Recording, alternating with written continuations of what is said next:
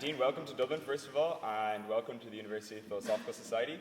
Thank you so much for accepting our gold medal honorary patronage. I know you wanted to say a few words just in response to the gold medal, so please go ahead. Thank you, Mr. President,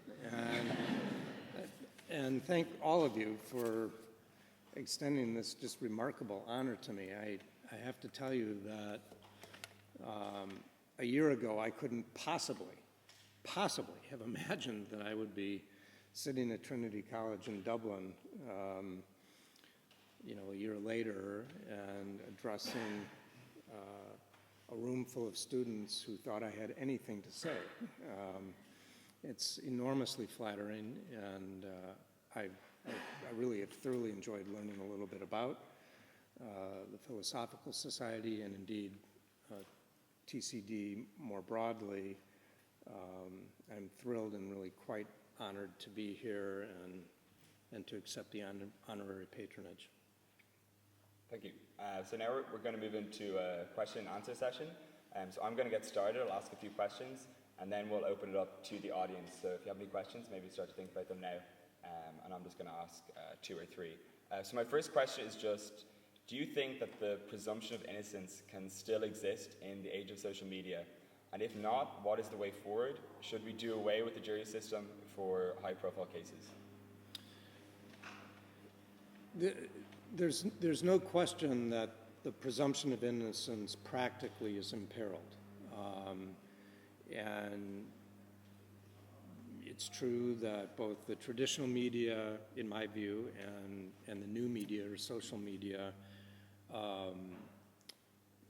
play a role in adding to the peril of not just the presumption of innocence, but really much in the way we administer justice, and think about governmental function.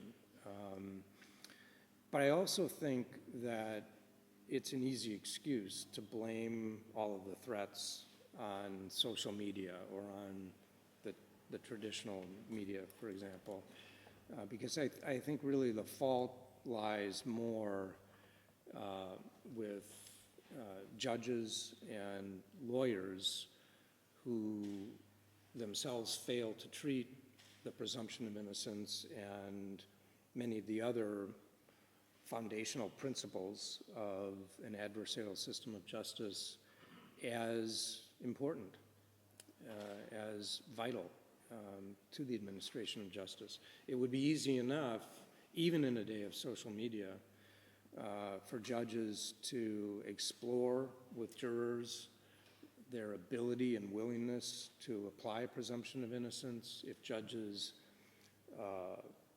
broke out of the dead speech of typical legal instructions to juries and used living speech that would communicate to juries in a way that engaged their minds, their deeper value systems, communicate to them the importance of the presumption of innocence and, as I say, other foundational principles. It behooves our profession as lawyers to protect those, not to diminish those important principles by scoffing at them or suggesting that they're important only at times. And for myself, I know that, the question ultimately, has the jury outlived its usefulness, is a lively one here, because you grapple with the role of the Irish special criminal courts and what that means about, in a sense, your Irishness.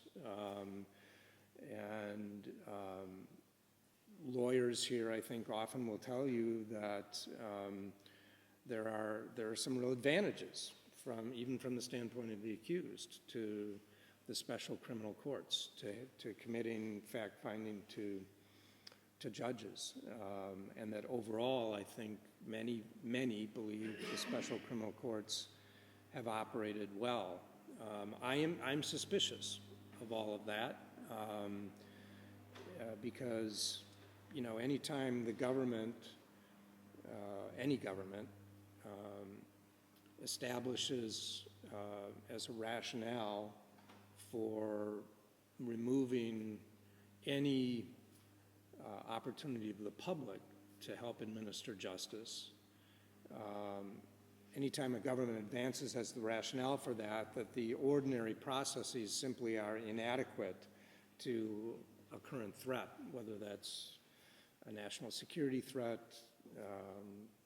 terror, in other words, or some other threat. I think we need to be suspicious of that because really many of these institutions have weathered prior threats pretty well over the last 6, 7, 8 centuries.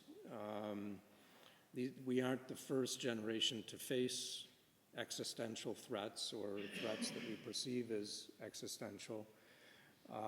And especially in the judicial system, when you cut out the role of the public in superintending what the sovereign proposes to do to an individual, you at least need to think carefully about that.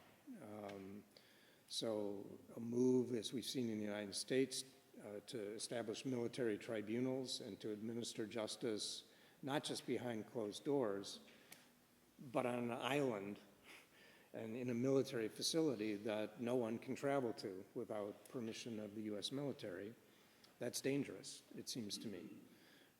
Or at least it's something about which we as citizens ought to be robustly skeptical. And then cutting the public further out of a fact-finding role, out of the role as a potential barrier between citizen and sovereign, again, I think it requires at a bare minimum sort of robust skepticism about the reasons and the performance of the government when it's allowed to create or state its own justifications for abandoning protections that have, as I say, served English-speaking people really pretty well on the whole for a long time.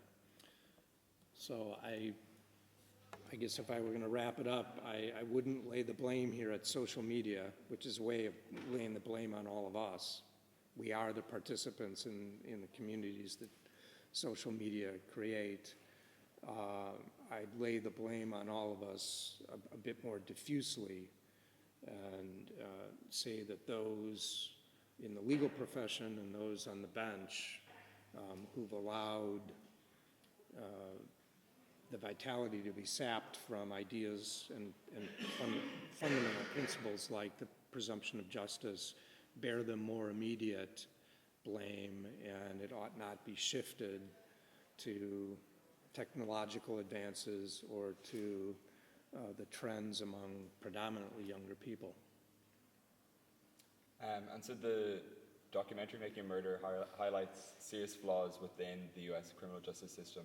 So what do you think are the main areas in need of reform, and how do you think that this can come about? Is it through public pressure, or is it through what?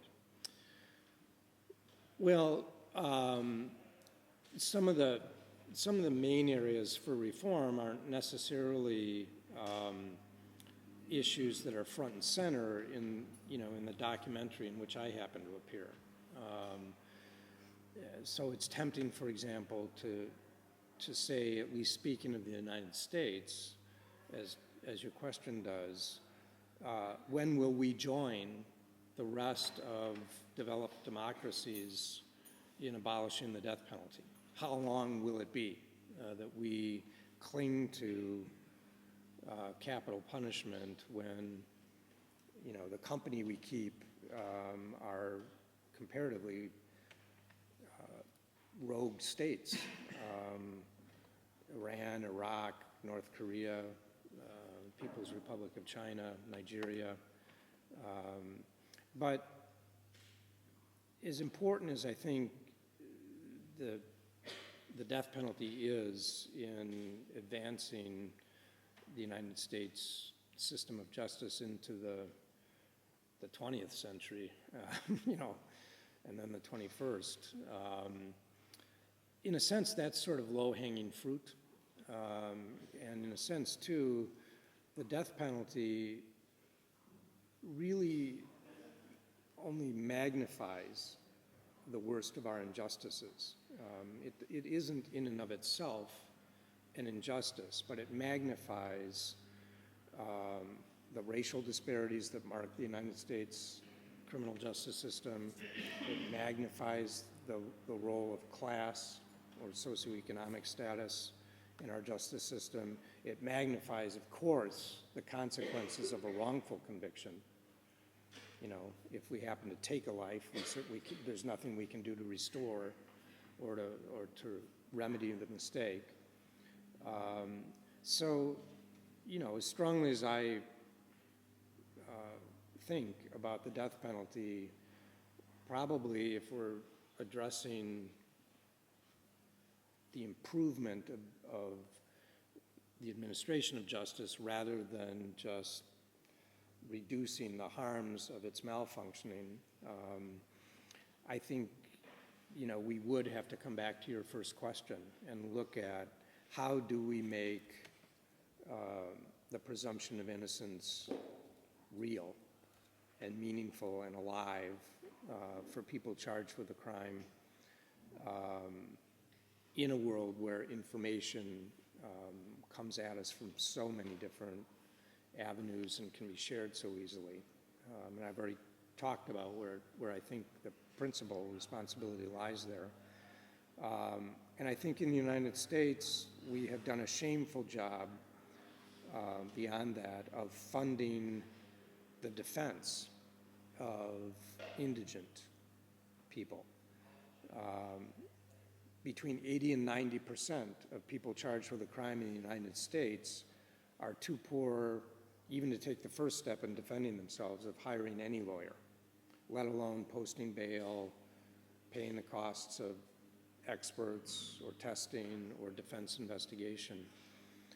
And we are systematically starving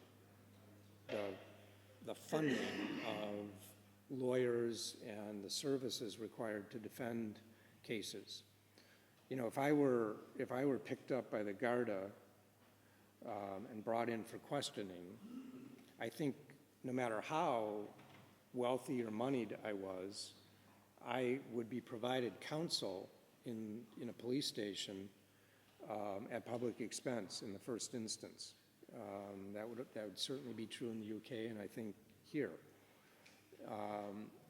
We don't even need to do that in the United States, but we do need to make sure that everybody in a police station has counsel available, whether they can afford it or not. We do need to make sure that when a case moves from charging into pretrial and trial stages, that the defense is not as drastically underfunded as it is now. I'll give you a couple of concrete horror stories, 2 or 3. Nationwide in the United States, public defenders and people who represent the indigent typically are carrying as many as 150 or even 200 open cases. I, as a private lawyer, carry 30 at tops. And the lawyer carrying 140, 150, 180 open cases isn't getting any more than the 24 hours of the day that I have. So his or her ability to prepare those cases, to spend time with clients, you know, meaningfully to develop an attorney-client relationship, to investigate, is simply crippled at the outset by the caseload, just a crushing caseload that they're required to carry. In the state of Louisiana, indigent defense is funded by fines and court costs imposed on criminal defendants. So in a rich perversity, the indigent defender in Louisiana has a financial incentive to make sure that his client is convicted and fines are imposed so that his salary and the salary of his colleagues will be paid, will be funded. In my own state of Wisconsin, The rate of compensation for people who represent the indigent as members of the private bar is $40 an hour. That's got to cover their overhead, all the costs of running a law practice. Just by comparison, my hourly rate, compared to that $40 an hour, my hourly rate is at over $400 an hour. And the overhead expenses of running my office spread across a 40-hour week approach $200 an hour, just to open the doors before I pay myself a penny. So you can imagine what sort of a lawyer you get for $40 an hour. And that rate has gone up exactly $5 an hour since 1978, not at all since 1994. And that's a deliberate, systematic starvation of one side of the adversarial system by our legislators and tolerated by our courts. So, those are at least, I think, some areas that are critical before we can really begin to talk about smaller changes that might diminish injustice or promote more consistent justice. Yeah, and then just touching on that, I read in an interview with Forbes that after expenses and overhead, you and your partner, Jerry Feuding, were only making just a bit over minimum wage for the time that you spent on the Avery case. So well, we were probably making, what's the minimum wage in the U.S. is $7 an hour and something, $7 an hour and change. I'm sure we were, making $10, $12, $15 an hour. But that was an unusual case, and it had non-financial rewards in a sense. I mean, nobody ought to be worrying about Jerry Feuding or Dean Strang. We took that case knowing what the money was and deciding that, on balance, this was a case we wanted to take. And I've never regretted that for a minute. But the point to be extracted from that is that, a legal fee might sound like a princely sum of money. Then when you break down what are the expenses that have to be paid out of that, both for overhead and on the case, investigators, subpoenas, witness fees, scientific experts to do testing, whatever is required. And then you consider the number of hours that you may invest in a serious case. That initial sum of money, which to the layperson, as I say, might sound princely, it can turn out to be adequate or even less than adequate. And that's part of the problem in convincing legislators to raise the rate of compensation for indigent defense. If I just tell you $40 an hour, you say, well, that's not bad. I wouldn't mind having a paycheck at $40 an hour. But what you don't realize is you're running a small business. And the $40 an hour is going to the business, not into the pocket of the lawyer doing the work. And then just my last question is just, after the documentary was released, we saw a backlash from those criticizing the series itself, from stating that significant evidence was left out, particularly by the prosecutor, Ken Kratz. So would you still hold that the series is an accurate account of the trial that took place? I do.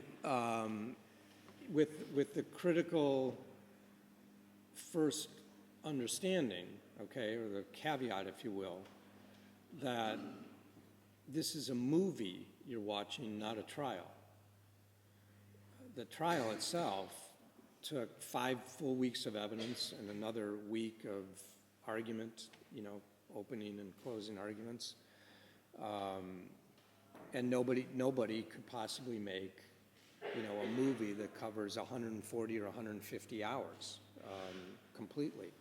So you're watching a film that's a distillation with editorial choices necessarily being made to take 140 hours of evidence down to 3 hours or 3.5 hours on screen.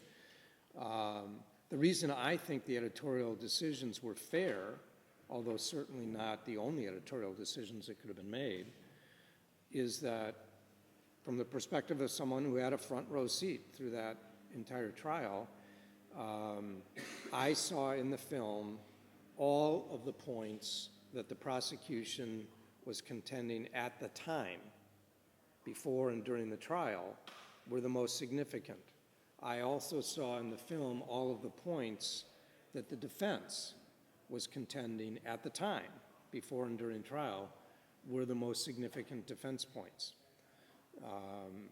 Where we focused our attention and argument during and before trial is where the filmmakers followed in giving the viewer an overview of that trial.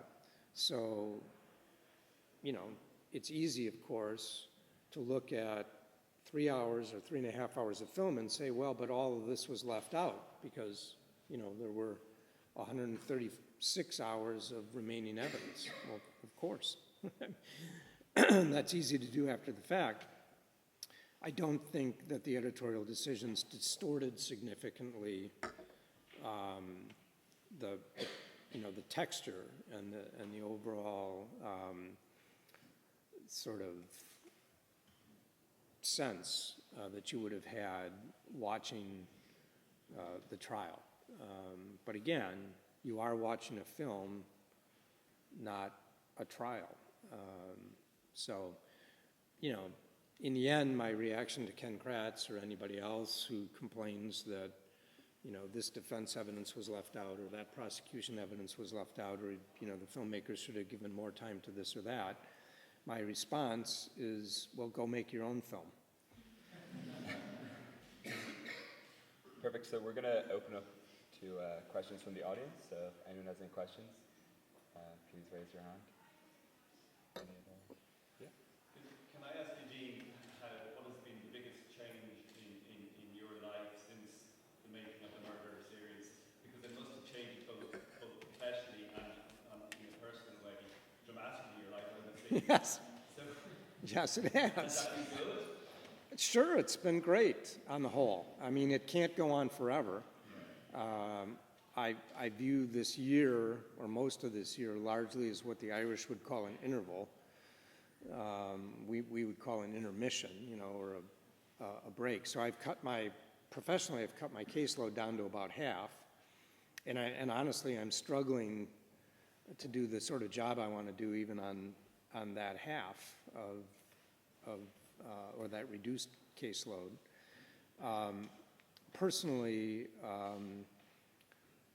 I couldn't have anticipated any of this. It's been almost uniformly a gift. The number of hostile emails I've had, I can count on both hands without exaggeration. This year, the number of hostile emails I've had, 10 fingers would cover it. And I couldn't possibly count the number of flattering or considerate or thoughtful, just kind emails and letters that I've gotten. When I say I couldn't count that, I mean that. I can go to my email queue because I've established a separate inbox for everything making a murderer related. And there's just thousands of generous emails from people around the world. And I've had the opportunity to do things I couldn't have imagined. Look where I'm sitting today. That's ridiculous, to suppose that a lawyer in Madison, Wisconsin, nobody had ever heard of, would be invited to Trinity College. I was at University College Dublin last Friday, and they gave me a certificate, and it bore Friday's date, September 23, 2016. And I thought, wow, that, as I looked at that, I thought, this is 21 years to the day since my father dropped over dead. And what would he say? What would he say if he could imagine his son at University College Dublin accepting a certificate of award?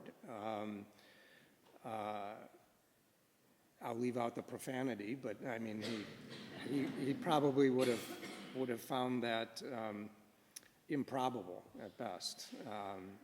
So it's really been a lovely year, but everything has been quite different. I mean, for the moment, I get recognized on the street,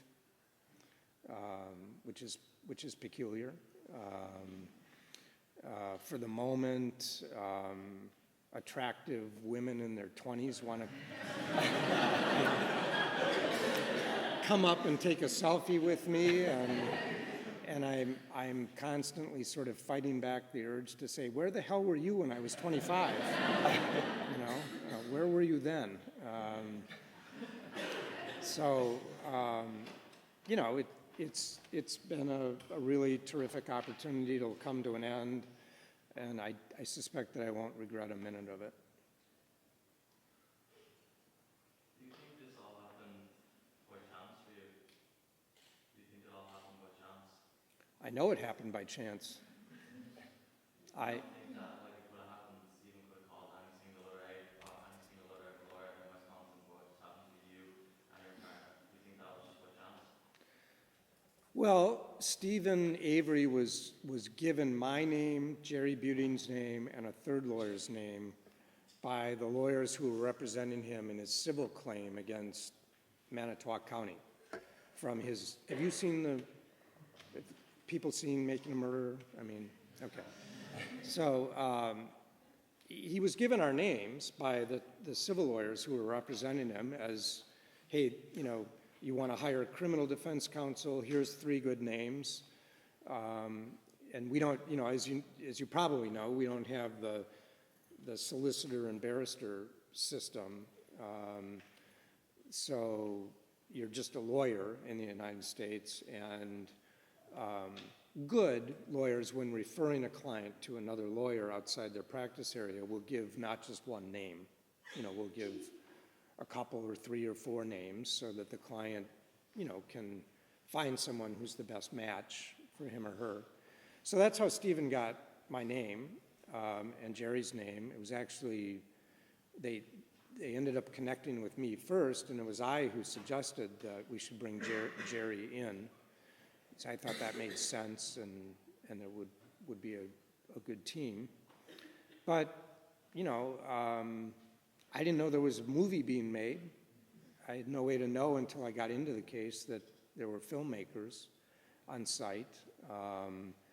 And what they told us, truthfully, you know, back in 2006, was we're students, we're getting our PhDs in film, and we're trying to make our first film, and it's going to be a documentary. And to me, what documentary meant 10 years ago was theatrical release, maybe 110 minutes or 120 minutes, and because it's a documentary, nobody goes to see it. And, you know, so I had no expectation at all that the film ever would be bought or distributed. And indeed, I forgot about it. Because after 2007, I didn't hear anything more about it until very shortly after, or very shortly before, the film was released in December of last year. So I very much see this all as being about chance, and a very thin chance at that.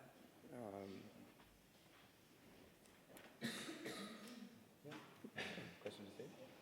Did you find out hard in terms of the verdict, or was it just like any other case at the time? You know, every guilty verdict is hard for me. It just is.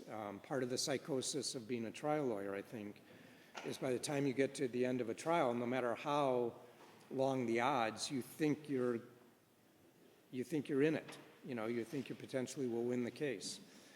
And here, we really did think that the case had gone in about as well as it could, and that there was some chance of winning.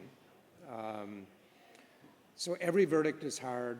A verdict for first-degree murder in the United States, or at least in Wisconsin and almost every state, carries a mandatory life sentence.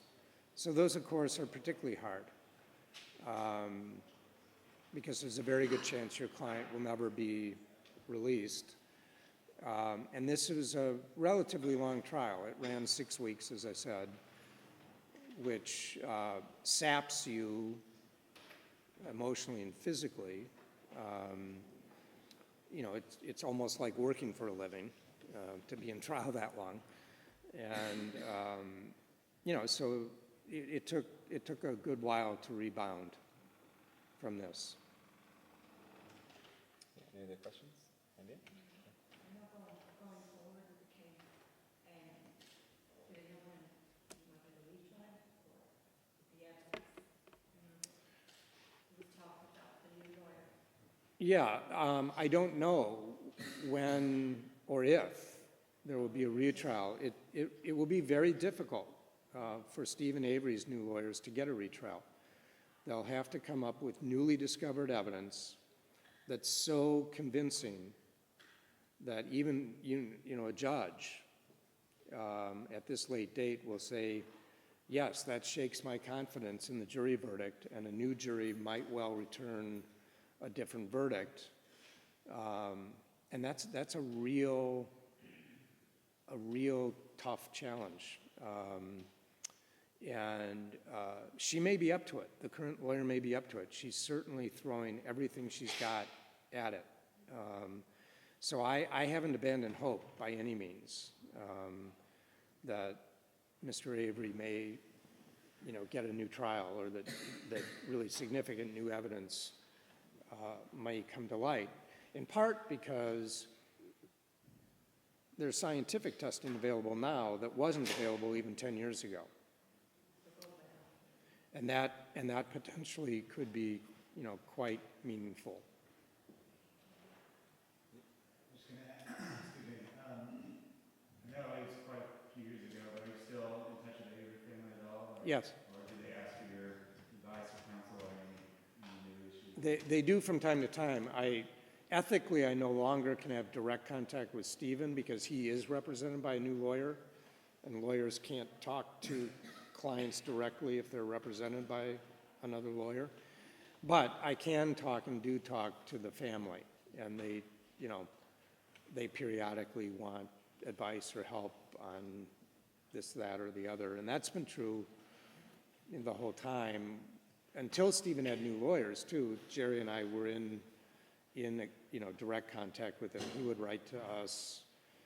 We went to see Steven actually the day before the Netflix series came out, just to tell him it was coming and what to expect. Yeah, that's just the back. How do you feel about David Cassie's conviction being overturned? And do you think that he should have come at the instead of a prison? I was really heartened by the federal court decision overturning that conviction. I thought that the law was fairly clear on that custodial statement, that, you know, that statement to the police being involuntary, as that term is understood. And the difficulty there, I thought, always has been not that the law was unclear, but that judicial courage would fail. And it did, consistently, in my view, in the state courts. We elect our judges in the state of Wisconsin and in most United States jurisdictions. And when you elect judges, they become quite in the thrall of public opinion. They have their eye on the electorate. And so this is hard, I think, for students to understand, and especially hard for people to whom the idea of electing a judge is, you know, is foreign and strange.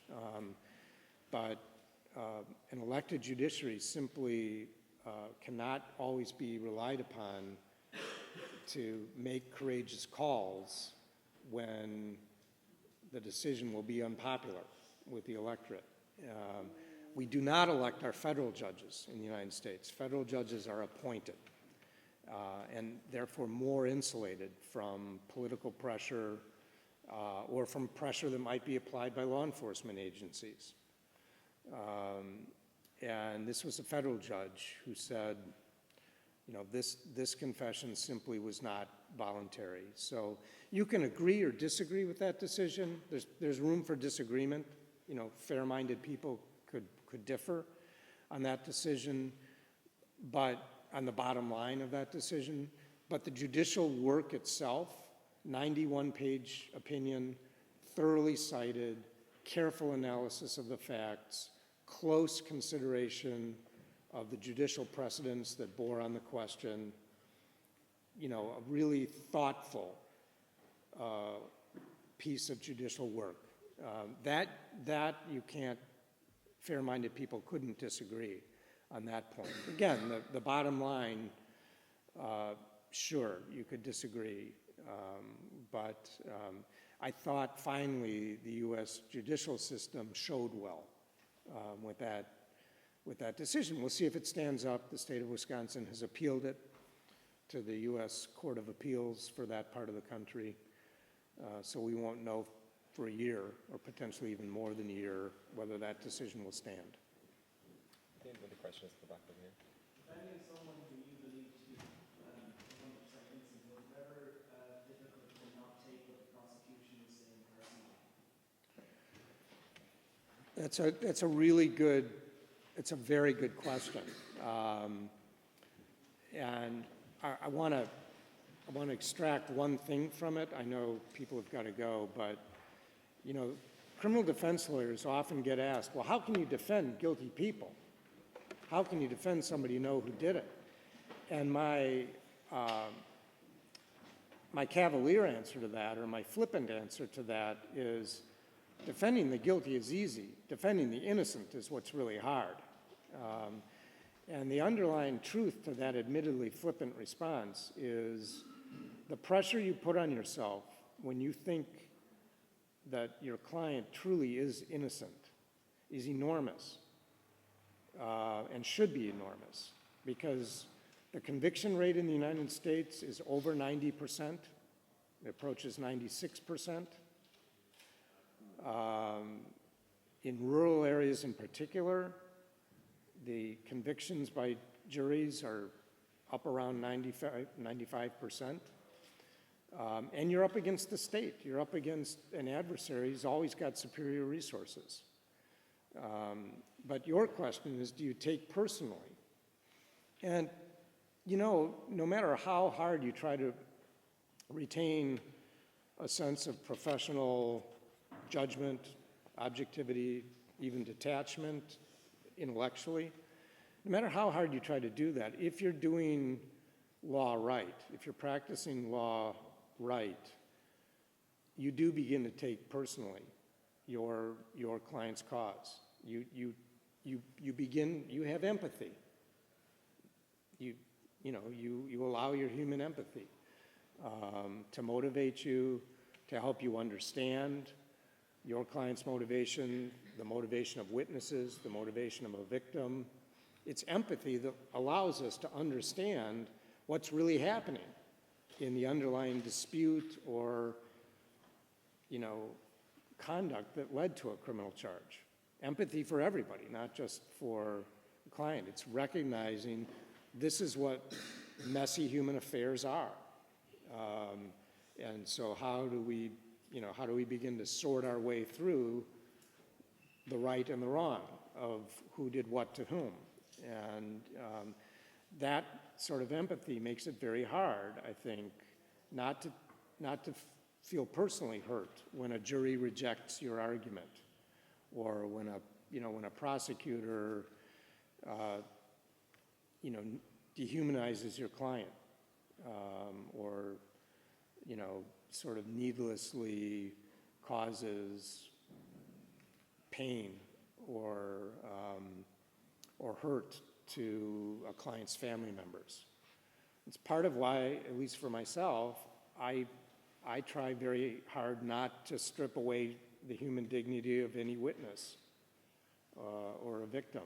If a witness wants to surrender his dignity by lying on the stand or, behaving badly, that's up to the witness to surrender his or her own dignity. I don't want to take it, though. I don't want to be the person who strips dignity from anyone in a courtroom, because there is something personal about that and should be. We're going to have one more question. Yeah, just here. What attracted you to criminal law as opposed to other branches of the law? As in you may be financially more successful? Yes. There are other branches of American law that pay much, much better. That's true. I came to it through a circuitous and in many ways accidental route. And what's kept me there and what ultimately drew me there is exactly what I was describing in my answer to the previous question, just the messiness of human affairs. Criminal cases offer you endlessly interesting people, not just among your clients, but among victims, witnesses, police officers, and the situations that produce criminal charges are just, every one of them is a snapshot of human failings and if you look hard enough, human strengths. And so the sort of messy humanity of it is what engages me in the end. And, I think too, you either side with an underdog or you don't. There's something that's inexplicable that most of us can't even figure out why it is we side with underdogs or don't like underdogs. And for myself, I'd rather stand with the individual against the government than stand with the government against the individual. That's just personal. I'm glad not every lawyer is like me, because I appreciate public safety too. But just for myself, I'm on that side. Yeah, I think we're going to have to end there. Thank you so much for your time, Dean, and congratulations on receiving the gold medal. I'd like to ask everyone to stand as our school's convener, Amy.